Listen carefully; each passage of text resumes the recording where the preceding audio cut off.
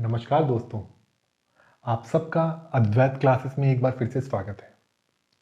दोस्तों, पिछली क्लास में जो मैंने टॉपिक डील किया था उस टॉपिक का नाम था Vardhan dynasty of Thaneshwar part 1। जो आज टॉपिक हम देखेंगे वो पिछले ही टॉपिक की कॉन्टिन्यूटी में है। जो आज का टॉपिक होगा वो हर्षवर्धन है। ठीक है, हर्षवर्धन टॉपिक शुरू करने से पहले मैं आपको सबको ये बताना चाहूंगा कि हर्षवर्धन जो है भारतीय इतिहास का one of the most debatable topic माना जाता है। डिबेटेबल इसलिए क्योंकि कुछ हिस्टोरियंस का ऐसा मानना है कि हर्षवर्धन जो है वो समुद्रगुप्त और अशोक की श्रेणी का राजा है। समुद्रगुप्त और अशोक की श्रेणी से मेरा मतलब यह है कि समुद्रगुप्त जो अपनी वॉरियरशिप के लिए जाना जाता था और अशोक जो अपनी सेकुलर सोच के रूप में जाना जाता था, उसी श्रेणी का राजा हर्षवर्धन है। मतलब ये दोनों राजाओं का मिक्सचर इसे कहा जाता है। वहीं दूसरी तरफ कुछ हिस्टोरियंस का ऐसा मानना है कि हर्षवर्धन जो है वो एक डिजाइन्ड कैरेक्टर है। अर्थात हर्षवर्धन को इस प्रकार डिजाइन किया गया कि वो हमें अशोक और समुद्रगुप्त की श्रेणी का राजा प्रतीत होता है। ये पूरा डिबेट है क्या और वास्तव में सच्चाई क्या है, इसके बारे में हम जो आज की इंफॉर्मेशन है उसको पढ़ने के बाद हम किसी कंक्लूजन पर पहुंच सकते हैं। ठीक है, तो इसलिए आज का जो टॉपिक हम देखेंगे वो हर्षवर्धन है।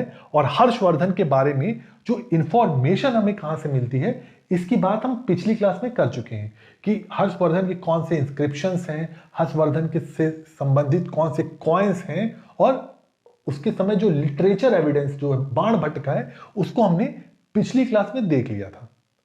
ठीक है, तो सबसे पहले आज क्लास हम क्या देखेंगे कि हर्षवर्धन का टाइटल क्या है, उसको किस नाम से जाना गया। ये प्रिलिम्स पॉइंट ऑफ व्यू से इंपॉर्टेंट है। हर्षवर्धन को मगध राज के रूप में मातवालिन ने कहा है। मगध राज जो टाइटल है हर्ष का वो मातवालिन ने दिया है। ठीक है, दूसरा जो मगध राज मतलब मगध पर हर्ष का कंट्रोल था। अब इससे पहले मैं आपको यही बात बता देता हूं कि वास्तविक रूप से जो वर्धन डायनेस्टी थी वो हरियाणा के थानेश्वर क्षेत्र से में स्थापित थी। यह भी इंपॉर्टेंट है, ये क्वेश्चन पूछा जा चुका है कि थानेश्वर जो है वो किस स्टेट में है, तो आंसर क्या है, हरियाणा। बट जब कन्नौज में जब मौखरी वंश के राजा ग्रहवर्मन की हत्या कर दी गई, किसने हत्या की, मैंने लास्ट क्लास में बताया था, जो उत्तर गुप्त वंश के देवगुप्त ने, और कन्नौज पर अपना कंट्रोल कर लिया। कन्नौज से और वर्धन डायनेस्टी से मैरिटल रिलेशंस थे। मतलब जो हर्ष की बहन राजश्री थी वो ग्रहवर्मा की वाइफ थी। तो जब कन्नौज पर देवगुप्त का आपका उसका कंट्रोल हो जाता है तो हर्षवर्धन कन्नौज को छुड़ाता है और अपना जो उसका कैपिटल है वो थानेश्वर से कहां ले जाता है, कन्नौज ले जाता है। और ऐसी इंफॉर्मेशन मिलती है कि वो राजश्री के साथ कन्नौज से शासन करता है। अपनी राजश्री कौन, हर्ष की बहन से। ठीक है, तो उसी का जो साम्राज्य था उसी साम्राज्य के अंतर्गत मगध भी आता था। मगध पर हर्ष का कंट्रोल था जिसके कारण उसकी उपाधि क्या है, मगध राज है। ठीक, दूसरी उपाधि इसकी क्या है, सकलोत्तर पथनाथ। ठीक है, सकलोत्तर पथनाथ का मतलब यह हुआ सकल उत्तरा पथ का स्वामी। मतलब जो पूरा उत्तर भारत है उसका स्वामी कौन है, हर्ष है। ये टाइटल किसमें हमें मिलता है, ये होल प्रशस्ति जो रवि कीर्ति की है, ये इसके बारे में हम आगे देखेंगे ये पूरी प्रशस्ति किस बात से रिलेटेड है। बट यहां आप यही समझ लीजिए कि इस प्रशस्ति में अशोक का जो टाइटल मिलता है वो सकलोत्तर पथनाथ का है। ठीक है, उसका अगला जो टाइटल है वो है महेश्वर। महेश्वर ये टाइटल से हमें क्या पता चलता है कि हर्ष जो है वो क्या है, वो एक डिवोटेड शैवाइट है, वो शैव धर्म को स्वीकार करने वाला है। ठीक, और जो लास्ट में जो उसका टाइटल है वो शिलादित्य है। एक्चुअली जो ह्वेन सांग है जो चाइनीज ट्रैवलर था वो हर्ष को शिलादित्य के नाम से पुकारता है। ये सारे जो टाइटल हैं ये हर्ष के हैं और ये प्रीलिम्स पॉइंट ऑफ व्यू से बहुत इंपॉर्टेंट है। इन सबसे इंडिविजुअली क्वेश्चन पूछे जा चुके हैं। मैं कोशिश यही करूंगा इन बाकी क्लासेस में भी कि आपको प्रीलिम्स पॉइंट ऑफ व्यू और मेंस पॉइंट ऑफ व्यू से भी मैं पढ़ाता चलूं। ठीक, अगला जो है वो है विदेशी यात्री। हर्ष के दरबार में जो हुएनसांग था, हुएनसांग कौन, ये चाइनीज ट्रैवलर है, उसने हर्ष के दरबार में यात्रा की थी और हुएनसांग ने ही उस समय की भारत और भारत में भी हर्षवर्धन के संबंध में बहुत इंपॉर्टेंट इंफॉर्मेशन दी है, जो उस समय की जो पूरी भारतीय सोसाइटी, भारतीय राजनीतिक व्यवस्था और भारतीय संस्कृति के बारे में एक बहुत ही इंपॉर्टेंट हिस्टोरिकल एविडेंस का भी काम करती है। तो आज हम हुएनसांग के बारे में देखेंगे। हुएनसांग जो है उसका उपनाम या निकनेम जो है वो साक्य मुनि है। क्या है? साक्य मुनि। एक्चुअली बुद्ध धर्म को स्वीकार करने के कारण उसको ये टाइटल साक्य मुनि मिलता है। दूसरा क्या है, उसका जो निकनेम है वो क्या है? तीर्थ यात्रियों का राजकुमार। जो ट्रैवलर्स हैं उसका ये राजकुमार है। ठीक है, तीर्थ यात्री जो पिलग्रिमेज हैं उनका ये राजकुमार है। किसको? हुएनसांग को इसी नाम से जाना गया। टाइटल उसका क्या है? पहला टाइटल है उसका महायान देव और दूसरा टाइटल है मोक्ष देव। ठीक है, ये दोनों टाइटल हुएनसांग को कब मिला इसकी चर्चा हम आगे करेंगे। इसके अलावा जो हुएनसांग की बुक है उसका नाम है सी यू की। जो हुएनसांग का जो ट्रैवल अकाउंट था, जो उसने पूरी अपनी यात्रा भारत की तरफ की थी, उसको पूरी यात्रा का विवरण हमें कहां से मिलता है? सी यू की से मिलता है। ठीक है, हुएनसांग पे जो बायोग्राफी लिखी है उसके दोस्त वी ली ने लिखी है, वी ली ने। ठीक है, और जो इंपॉर्टेंट चीज ये है, ये दोनों बुक्स को इंग्लिश में ट्रांसलेट किया गया। किसने किया? सैमुअल बील ने। सैमुअल बील ने। ठीक है, अब जो हुएनसांग की यात्रा का मार्ग क्या था, यह भी इंपॉर्टेंट है, क्वेश्चन पूछा जा चुका है। यात्रा का मार्ग क्या था? वो सिल्क रूट के थ्रू ही आया, मतलब लैंड रूट के थ्रू ही आया और लैंड रूट के थ्रू ही वापस गया। वो लैंड रूट कौन सी थी? वो था सिल्क रूट।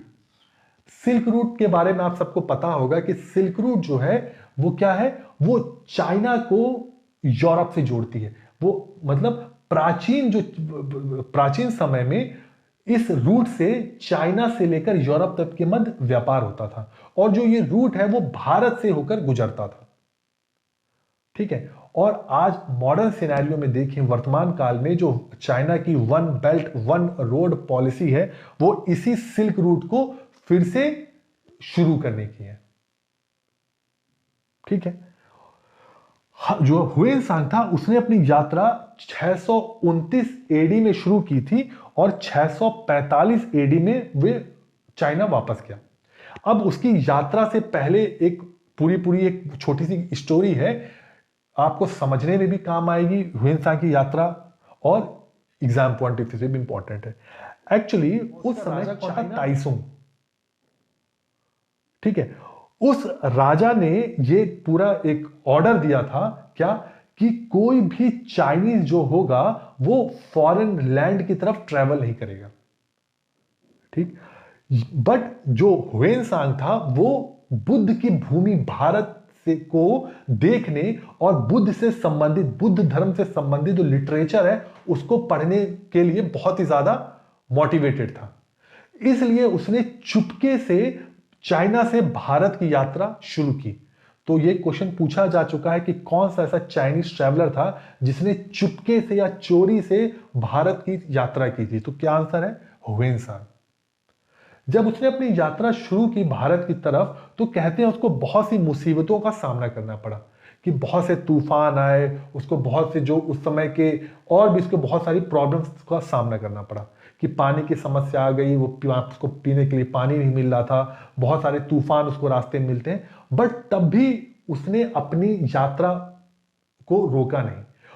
इसी समय वो अपनी बुक सीयूकी में कहता है कि इन मुसीबतों के बावजूद उसने अपनी यात्रा को नहीं रोका। इसका कारण यह था कि वो भारत की भूमि मतलब भारत की भूमि मतलब बुद्ध की भूमि को देखने के लिए इतना ज्यादा मोटिवेटेड था कि उसने ये सोचा कि यात्रा मतलब भारत की तरफ यात्रा करने के दौरान अगर उसकी मृत्यु अगर हो भी गई तो वो ज्यादा बेहतर है इन कंपैरिजन टू कि वो वापस चला जाए। तो ये शो करता है कि ह्वेनसांग कितना ज्यादा मोटिवेटेड था भारत की तरफ आने के लिए। ठीक है, ऐसा माना जाता है जो अपना उसका पूरा ट्रैवल है लगभग 629 एडी से लेकर 645 एडी तक, मतलब 16 वर्षों में लगभग 13 वर्ष ह्वेनसांग जो है वो भारत में रहा। और इन 13 वर्षों में वो भारत के विभिन्न जो स्टेट्स हैं उसकी उन्होंने यात्राएं की। उन स्टेट्स में जो नोटेबल थी कौन कौन सी है, आप ये यही मैं आपको बता देता हूं। नोटेबल जो थी वो कश्मीर थी जिसकी इसने यात्रा की। ठीक है, और कौन सा है, कामरूप है। ये एग्जाम पॉइंट ऑफ व्यू से इंपॉर्टेंट है इसलिए मैं आपको बता दे रहा हूं। और पल्लव डायनेस्टी, इसने पल्लव डायनेस्टी जो कैपिटल है कांची, उसकी भी इसने यात्रा की थी लगभग 641 एडी में। ठीक है, तो बहुत से स्टेट की यात्रा की उसने। और जो ये 3 स्टेट हैं कश्मीर, कामरूप और पल्लव, ये इंपॉर्टेंट है। इन तीनों स्टेट से संबंधित से रिलेटेड क्वेश्चन पूछा जा चुका है आपके एग्जाम में। ठीक है, तो ये जो पूरी इंफॉर्मेशन है ये ह्वेनसांग से रिलेटेड है, ह्वेनसांग की यात्रा से रिलेटेड है। ह्वेनसांग ने अपनी यात्रा के दौरान जो बुक लिखी सीयू की, उससे हमें क्या इंफॉर्मेशन मिलती है।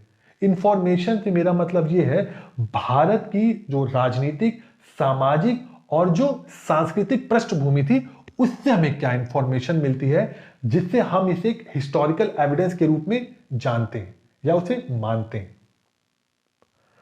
तो जो सबसे पहली इंफॉर्मेशन हमें मिलती है कि उस समय मणिपुर और सिंध के जो शासक थे ये शूद्र थे। ये एक बहुत ही इंपॉर्टेंट इंफॉर्मेशन है। क्यों इंपॉर्टेंट इंफॉर्मेशन है? क्योंकि भारतीय वर्ण व्यवस्था में यह माना जाता है कि जो शासक होगा वो क्षत्रिय वर्ण को ही बिलोंग करेगा। ठीक, और जो शूद्रों का काम जो होता है वो केवल और केवल बाकी जो 3 वर्ण है ब्राह्मण, क्षत्रिय और वैश्य, उनकी सेवा करना है। बट इस टाइम पीरियड में मतलब पोस्ट गुप्ता पीरियड तक आते आते हम ये देखते हैं कि जो शूद्र हैं वो शासक वर्ग का या क्षत्रिय वर्ग का भी काम कर रहे हैं। मतलब वर्ण जो व्यवस्था थी उसमें अब एक प्रकार की फ्लेक्सिबिलिटी अब हमें देखने को मिल रही है। दूसरा क्या है, हर्ष को वो वैश्य जाति का बताता है। फीशे मतलब वैश्य जाति का बताता है। अब देखिए ये भी इंपॉर्टेंट है।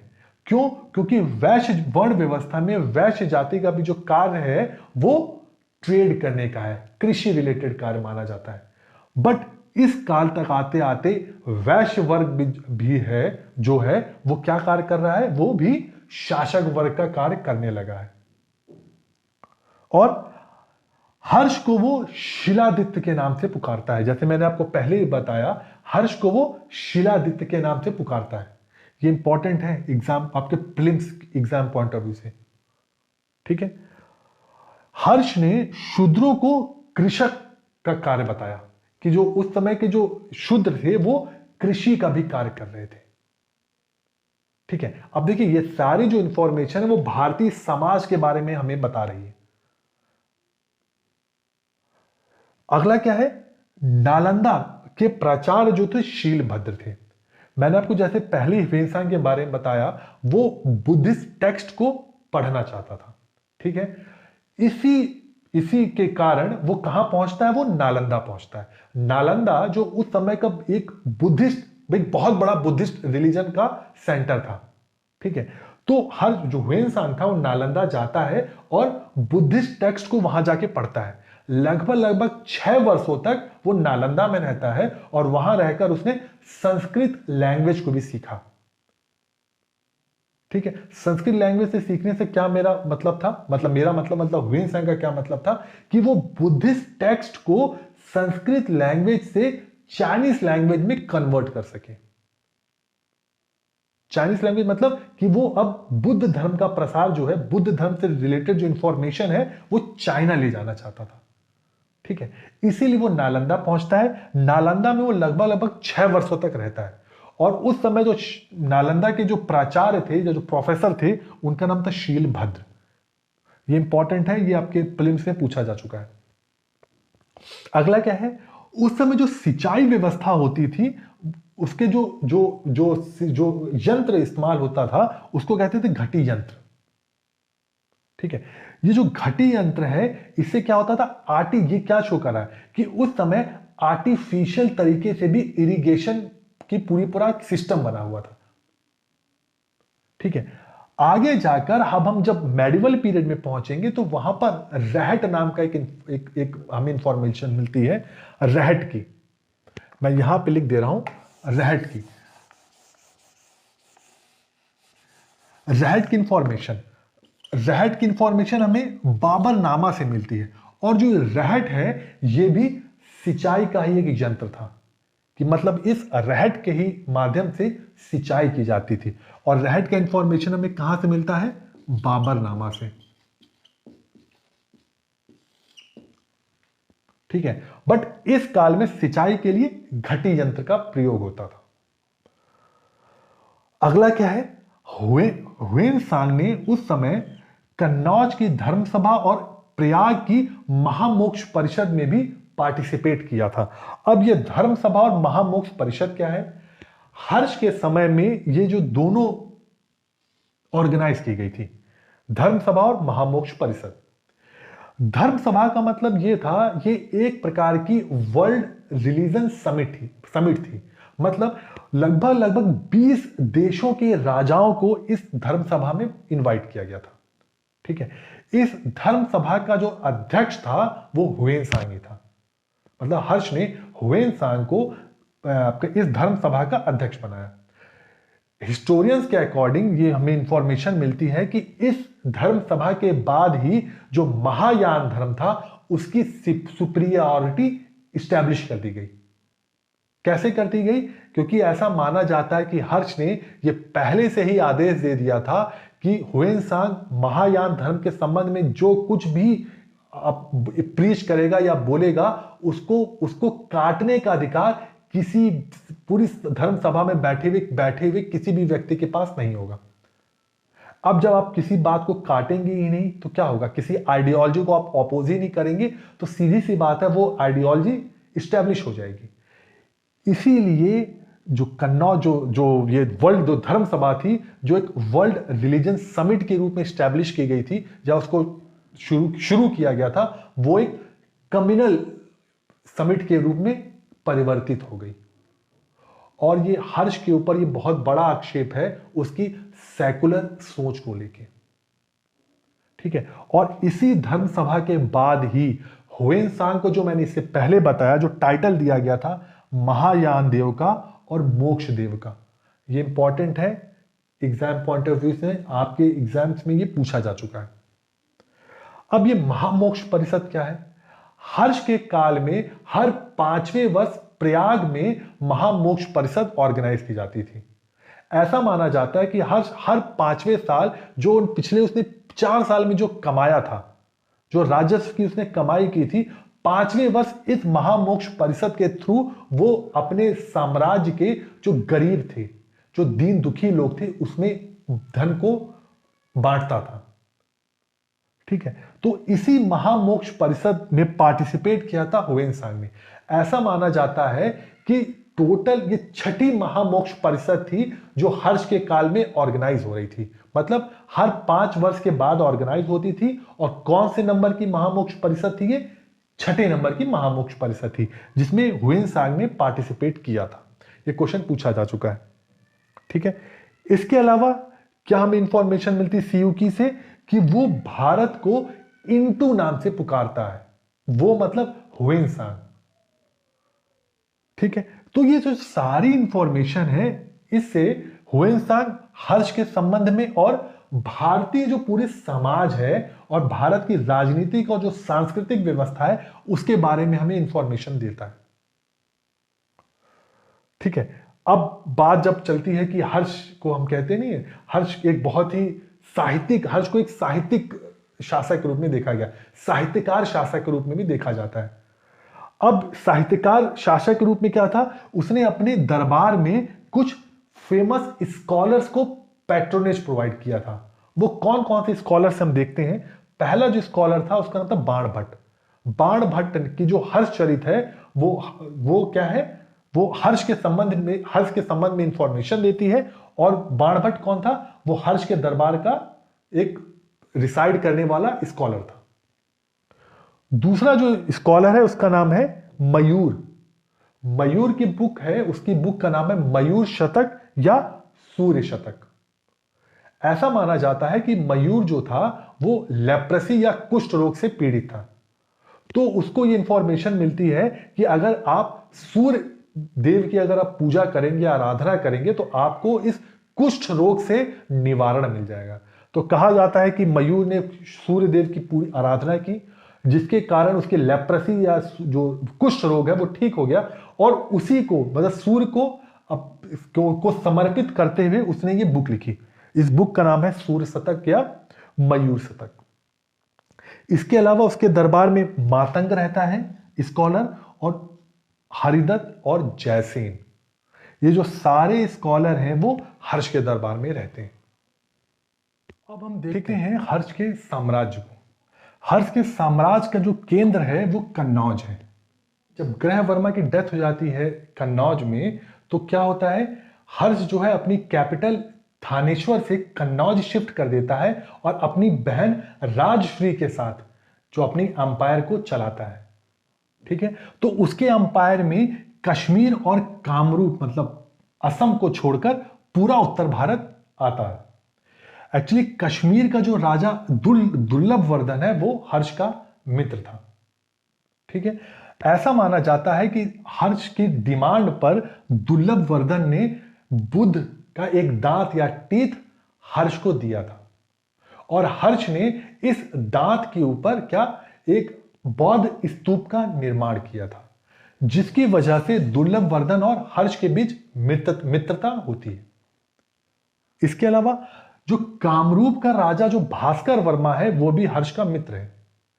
एक्चुअली ह्वेनसांग जो है वो हर्ष के दरबार में जाने से पहले भास्कर वर्मा के दरबार में रिसाइड करता था। होता यह है कि जब हर्ष को यह पता चलता है कोई बुद्धिस्ट मॉन्क ह्वेनसांग कोई बुद्धिस्ट मॉन्क ह्वेनसांग भास्कर वर्मा के दरबार में रिसाइड कर रहा है, तो हर्ष भास्कर वर्मा से उस मॉन्क की डिमांड करता है। शुरुआत में भास्कर वर्मा मना कर देता है, बट बाद में जब हर्ष धमकी देता है कि अगर वो उस मॉन्क को उसके दरबार में नहीं भेजेगा तो हर्ष क्या करेगा, उसके स्टेट पर अटैक कर देगा, जिससे भयभीत होकर भास्कर वर्मा स्वयं ह्वेनसांग को लेकर कन्नौज के दरबार में पहुंचता है, और यहीं से भास्कर वर्मा और हर्ष की मित्रता हो जाती है। और हर्ष के जो पूरा साम्राज्य का विस्तार है, जो हर्ष के युद्ध हुए हैं, उसमें भास्कर वर्मा हर्ष का एक बहुत ही विश्वास पात्र मित्र साबित होता है। दूसरा क्या है, उसके साम्राज्य विस्तार के क्रम में उसे वल्लभी के साथ युद्ध करना पड़ता है।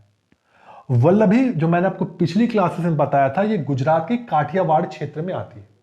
ठीक है, अब हर्ष वल्लभी पे अटैक करता है और जो उस समय वल्लभी का राजा ध्रुवसेन है उसको पराजित कर देता है, बट उससे अपने संबंधों को लंबे समय तक स्थापित करने के लिए वो अपनी बेटी का विवाह ध्रुवसेन सेकंड से कर देता है, जिसकी वजह से अब क्या होता है, वल्लभी के मैत्रक वंश और हर्ष के मध्य मित्रता का संबंध स्थापित हो जाता है। बट इसी मित्रता की वजह से ही हर्ष को पुलकेशिन सेकंड जो चालुक्य राजा है उसके साथ युद्ध करना पड़ता है। एक्चुअली होता क्या है, जब वल्लभी पर हर्ष का कंट्रोल हो जाता है तो हर्ष की सीमाएं और जो चालुक्य राजवंश है उसकी सीमाएं आपस में जुड़ जाती हैं, और ये एक अपरिहार्य है, ये एक अनिवार्य है कि जब दो साम्राज्यवादी शासकों की सीमाएं आपस में जुड़ती हैं तो दोनों के मध्य युद्ध होता है। और यही होता है, नर्मदा के तट पर पुलकेशिन द्वितीय और हर्ष के बीच युद्ध होता है। अब इस युद्ध का रिजल्ट क्या आया, इसके संबंध में एक डिबेट है, डिबेट कैसी? क्योंकि हर्ष से रिलेटेड जो इंफॉर्मेशन हमें बाणभट्ट देता है उसमें वो इस युद्ध की चर्चा तो करता है, बट इस युद्ध के रिजल्ट के संबंध में वो मौन है, वो चुप है। बट रवि कीर्ति जो पुलकेशिन द्वितीय का मंत्री है, उसने एहोल प्रशस्ति में इस बात की चर्चा की है कि पुलकेशिन द्वितीय ने सकलोत्तर पथनाथ हर्ष को नर्मदा के तट पर पराजित कर दिया और हर्ष के विजय अभियान जो है यहीं पर रुक गया।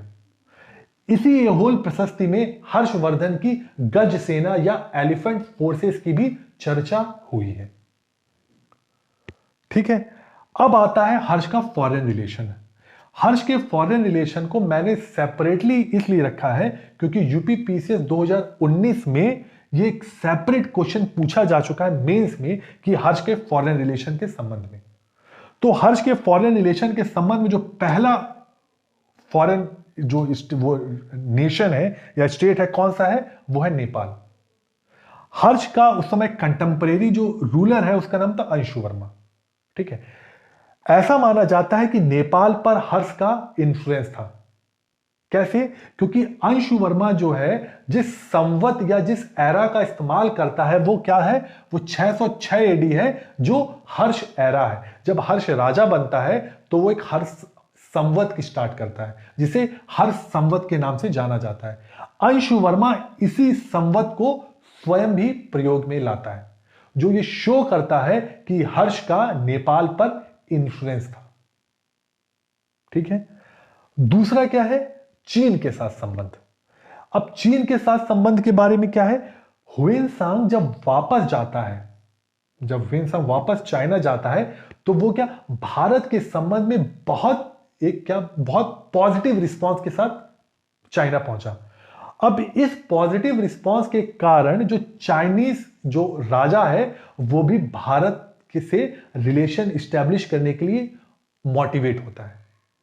इसी क्रम में शुरुआत जो हर्ष स्वयं करता है और 641 एडी में चीनी सम्राट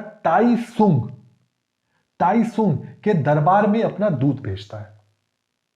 इसके प्रत्युत्तर में, इसके रिस्पॉन्स में जो चीनी राजा ताइसुंग है वो 3 दूत मंडल हर्ष के दरबार में भेजता है। कौन कौन से? पहला जो दूत मंडल है उसका हेड है लिया होई किंग। ठीक है, जो दूसरा दूत मंडल वो भेजता है after a period of time उसका नाम है ली यी पियाताओ। और जो तीसरा दूत मंडल है उसका हेड कौन था? वांग हुएन से। अब देखिए ये जो तीनों दूत मंडल है इससे रिलेटेड क्वेश्चन यूजीसी नेट में पूछा जा चुका है। अब चूंकि क्वेश्चन कहीं पूछा जा चुका है तो इस बात की पूरी संभावना है कि आपको आने वाले एग्जाम में ये क्वेश्चन दिख जाए, और हमको इस बात की अभी से तैयारी करके चलना है कि हम कोई भी कसर एग्जाम पॉइंट ऑफ व्यू से नहीं छोड़े, स्पेशली हिस्ट्री से रिलेटेड। ठीक है, अब वांग हुएन से के संबंध में एक इंपॉर्टेंट इंफॉर्मेशन यह भी है कि वांग हुएन से एक इकलौता चाइनीज ट्रैवलर था जो भारत की ओर 3 यात्राएं करता है। ठीक है, अगला क्या है, हर्ष की बुक्स। अब हर्ष जो था उसको एक साहित्यकार शासक के रूप में भी जाना जाता है। क्यों साहित्यकार शासक के रूप में? कि हर्ष इन 3 बुक्स का रचयिता भी था, उनका राइटर भी था। बुक्स का नाम है नागानंद, रत्नावली और प्रियदर्शिका। नागानंद, रत्नावली और प्रियदर्शिका। ठीक है, तो जो ये पूरी इंफॉर्मेशन है ये हर्षवर्धन से रिलेटेड है। हर्षवर्धन के टाइटल, ह्वेनसांग ने हर्षवर्धन के संबंध में क्या कहा, ह्वेनसांग ने भारत की जो पॉलिटी है, उसकी सोसाइटी है, उसके कल्चर के संबंध में क्या कहा, हर्ष के दरबार में कौन कौन से स्कॉलर्स रहते हैं, हर्ष के पूरा जो उसके अंपायर का विस्तार है, हर्ष का फॉरेन रिलेशन है और हर्ष की बुक। अब देखिए इस पूरे इंफॉर्मेशन के आधार पर ही अब हम ये इस डिबेट को एक कंक्लूजन देंगे कि हर्ष को हम क्या कह सकते हैं। हर्ष या तो हम हर्ष को समुद्रगुप्त और अशोक की श्रेणी का शासक माने, या हर्ष को एक डिजाइन्ड कैरेक्टर के रूप में माने, मतलब उसको बढ़ा चढ़ाकर ऐसा बताया गया है कि वो आपको एक बहुत ही इंपॉर्टेंट या एक अलग श्रेणी का शासक नजर आता है। ठीक है, तो अगली क्लास में हम क्या करेंगे, अगली क्लास में हम पोस्ट गुप्ता पीरियड की पॉलिटी, कल्चर, इकोनॉमी के बारे में हम पढ़ेंगे, उसकी सोसाइटी के बारे में। इसी के साथ आज की क्लास हम यहीं पर विराम देते हैं। मिलते हैं अगली अगली क्लास में। और आज की क्लास से रिलेटेड कोई भी आपको अच्छा या बुरा लगा हो तो कमेंट सेक्शन में जरूर मेंशन करिएगा, ठीक है। और कोशिश करिएगा अपने दोस्तों से, अपने मित्रों से इस चैनल को सब्सक्राइब भी करवाएं आप लोग। तो इसी के साथ क्लास को वाइंड अप करते हैं। Thank you.